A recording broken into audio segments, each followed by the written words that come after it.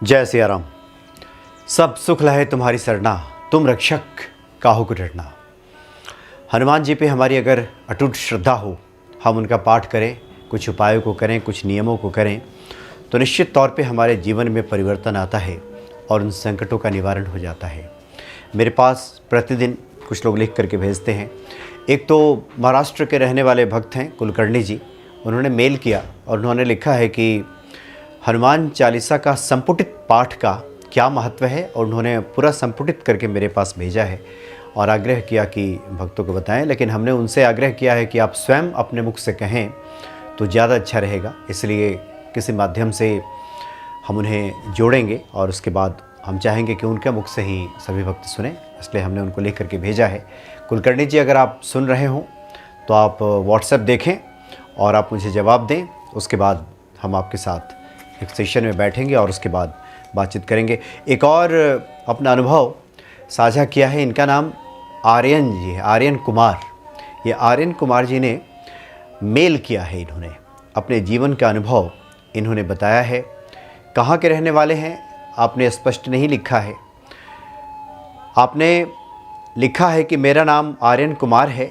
कुछ महीने पहले तक मेरी ज़िंदगी ऐसा लग रहा था जैसे किसी ने अंधेरे कमरे में बंद कर दी है। जीवन में अंधेरा छाया हुआ था, चारों तरफ से लगता था कि कोई भी कार्य मेरा अब संपूर्ण नहीं होगा।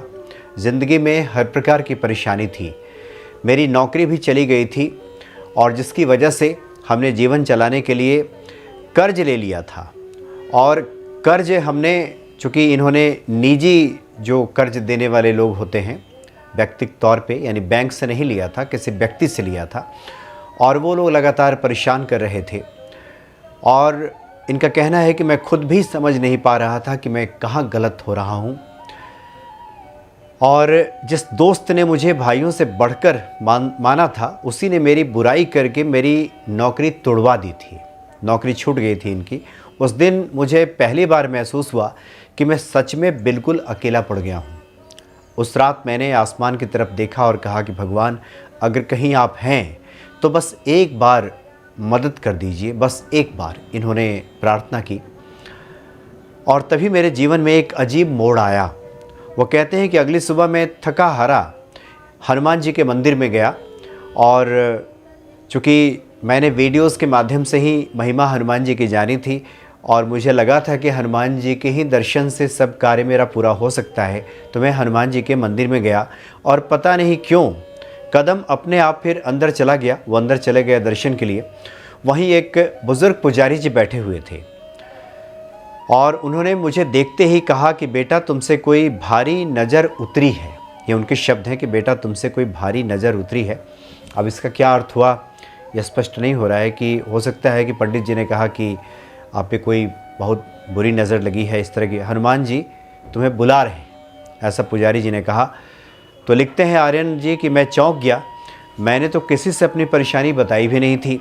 उन्होंने मुझे एक छोटा सा उपाय बताया, कहा कि आप परेशान ना हो, एक छोटा सा उपाय है वो कर लें। उन्होंने कहा कि 21 दिनों तक रोज़ सुबह एक चुटकी सिंदूर और थोड़ा सा चमेली का तेल हनुमान जी को अर्पित करना। क्योंकि कुछ लोग चोला चढ़ाते हैं तेल मिला करके, और बहुत से लोग जो प्रतिदिन चोला नहीं चढ़ा पाते, एक नियम ये भी है कि एक चुटकी सिंदूर हनुमान जी के ऊपर चढ़ा देते हैं और थोड़ा सा चमेली का तेल भी चढ़ा देते हैं। इस प्रकार से भी लोग हनुमान जी को चोला चढ़ाते हैं, इस प्रकार से भी प्रार्थना करते हैं। और साथ ही पंडित जी ने कहा था कि तुम प्रतिदिन 21 दिनों तक 11 बार हनुमान चालीसा पढ़ना, बाकी सब संकट मोचन संभाल लेंगे। तो लिखते हैं आर्यन जी कि मैंने सोचा कि अब खोने को बचा ही क्या है, तो उन्होंने करना शुरू कर दिया। वो लिखते हैं कि पहले दिन से जो मेरा मन भारी रहता था, धीरे धीरे हल्का होना शुरू हो गया और ऐसा लगता था कि जो निराशा चारों तरफ से घेरे हुए है, कोई अदृश्य शक्ति अब साथ चल रही है, मेरी मदद कर रही है।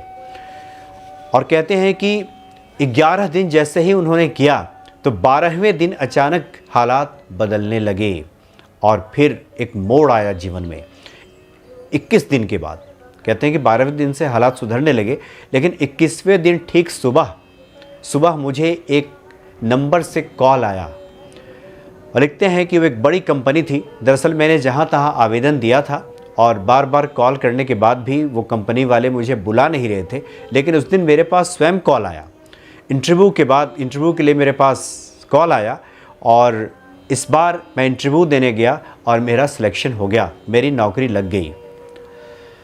वहाँ जब मैं पहुँचा तो मुझे बताया गया कि आपके लिए एक बेहतर अवसर है और आप आज से ही ज्वाइन कर लीजिए। तो कहते हैं आर्यन जी कि मैं हक्का बक्का रह गया और जिस दोस्त ने मेरी नौकरी छिनवाई थी और उसी के वजह से उस कंपनी को मेरे असली काम का पता चला था। ये कहते हैं कि उसी कंपनी में संभवतः, जैसा कि उन्होंने लिखा है, कि उनका दोस्त काम करता होगा और उसी की वजह से नौकरी छूटी थी। तो कंपनी में कुछ जानकारी मिली होगी उसी माध्यम से। उसके बाद ये लिखते हैं कि फिर मेरी किस्मत पलटी और एक बड़ी कंपनी में मेरी नौकरी लग गई और मेरी सैलरी भी अच्छी हो गई, कर्ज उतरने लगा और घर में खुशियाँ लौट आईं। क्योंकि एक नौकरी पेशे व्यक्ति की नौकरी चली जाए तो उसके तो हाथ पैर रुक जाता है, फिर वो करे क्या। किसी भी नौकरी पेशे वाले व्यक्ति का वेतन रुक जाए, उसकी नौकरी छिन जाए, तब तो फिर कोई विशेष जमा पूंजी तो होती नहीं है। लेकिन जैसे ही नौकरी लगी फिर खुशियाँ लौटने लगी, कर्ज उतरने लगा। और लिखते हैं कि और मैं समझ गया कि हनुमान जी देर करते हैं पर अंधेरे में भी रास्ता ज़रूर दिखाते हैं। एक छोटा सा उपाय हमने यही किया और मेरा भाग्य पूरी तरह बदल गया। इसलिए आज भी मैं रोज़ हनुमान चालीसा का पाठ करता हूँ और ये विश्वास रखता हूँ कि संकट मोचन मेरे साथ है, इसलिए मुझे कोई नहीं रोक सकता। इन्होंने अपने शब्द लिख करके भेजा है। ये किस प्रकार से सिर्फ 11 दिनों में ही उनकी स्थिति में सुधार आना शुरू हो गया और 12वें दिन से स्थिति बदलने लगी और 21 दिन होते होते तो उनकी नौकरी लग गई। तो ऐसे बहुत से अनुभव प्राप्त होते हैं और बहुत से साधकों का ऐसा अनुभव भी है कि हम कोई बड़ा अनुष्ठान जब करते हैं तो पूरी समय सीमा खत्म होने के पहले ही हमारा कार्य हो जाता है। अगर कोई 21 दिन का अनुष्ठान लिया है तो बहुत बार होता है कि 11वें 12वें दिन ही कार्य पूरा हो जाता है और उस व्यक्ति के संकटों का निवारण हो जाता है। तो ऐसे हैं श्री हनुमान जी महाराज कि उनकी शरण में जो कोई भी रहे निश्चित तौर पर उस व्यक्ति के संकटों का निवारण हो जाता है। जय सिया राम।